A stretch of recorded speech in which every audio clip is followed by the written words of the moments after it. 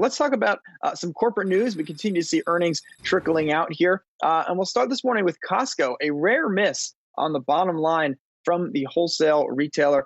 Beat on the top line, revenue there coming in $44.8 billion, better than the 43.9, that the street was looking for. But you see here on the earnings line, Brian Sozzi, missing by 19 cents, or rather missing by 21 cents. And the company continuing to cite those COVID premiums, whether it is, personal protective gear for employees, additional cleaning within the stores, and they specifically note wages, which you talked about in a story on Yahoo Finance earlier this week, pressuring the bottom line. The market, a little bit of a negative reaction, but Costco has pretty clearly told the street that this is the direction that it sees its company going. More investment within its staff, more investment in the stores. Obviously, the top line suggests customers like it, but investors here with a little bit of a different story for Costco.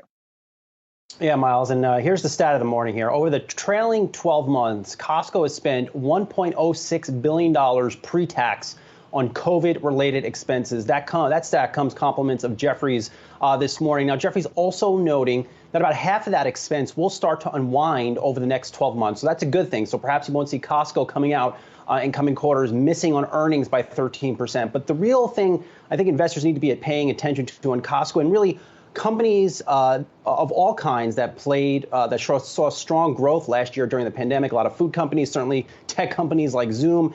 Costco noting February same-store sales up 13.8%. But here's the kicker. In the last week of February, their same-store sales growth ticked down to low single digits to mid-single digits percentage gains as they start to lap those very strong stock-up sales growth that they saw last year. So it'll be interesting to see as Costco sees more slowing sales growth in the months ahead because of those tough comparisons. How does the street react to slowing sales growth for Costco? I think you might be getting a taste of it this morning.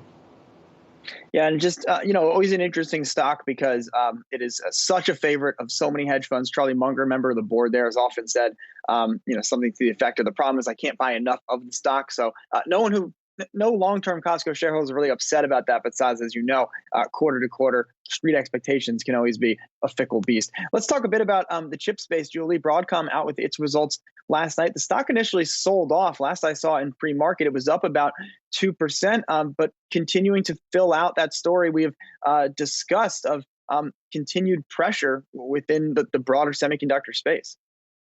Yeah, and Broadcom CEO making some comments about that on the call and saying that more clients are trying to get orders in early to try to get out ahead of the chip shortage and perhaps anticipated shortages in their own supply lines. So to your point, the shares were down before. Now they have turned higher.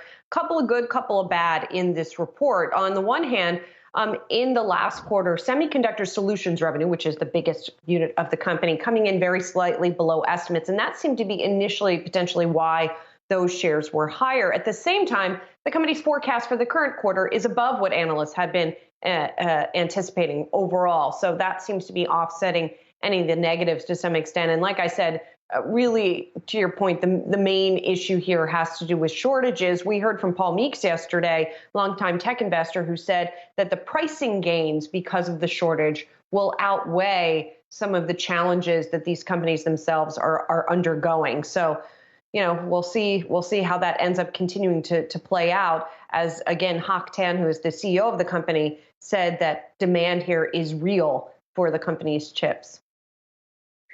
There's an analogy. I'm working on it. I'm not sure exactly how to go with it yet, but something about semiconductors being the grocery stores of 2021. And there's something there with everyone knows there's going to be a shortage of stuff.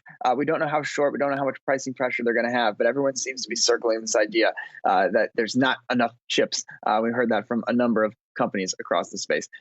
Let's go back to the retail space, talk a bit, Brian Sozzi, about results out of the Gap coming out last night. You see here a little bit of a miss on the top line. Bottom line, though, far stronger than expected. We'll be talking to Gap's CFO in about 45 minutes. Yeah, Myles, I'm really looking forward to that exclusive chat with Gap's new CFO. She's been there, I think she just hit her 1 year mark, former CFO at Old Navy, Katrina O'Connell. But the stock here is up in the pre-market close to 5%. And the only reason it is, I would say, Old Navy had a good quarter. I think the street is a little bit concerned, though, about slowing sales growth at Old Navy. Nonetheless, So stock here is taking its cue from cost cuts. Gap is on track with its store closure plans, and that is helping to improve their margin structure. Also, on the conference call, they announced a strategic review of their Intermix business and their European business. European business is about 2% of their sales, about 122 stores overseas. So you're getting a sense that the new management team at Gap is serious about cutting costs. And for now, really, that's all the street wants to see. You know, we also have to talk to her a little bit about inventory, Brian, which is something that she has commented on as well in the wake of the report. A buildup in inventory at Gap, it could be seen as problematic as well. We'll see how that's going to affect the markdown cadence, which has been a persistent issue for Gap. So we'll take a look at and be asking her about all these issues.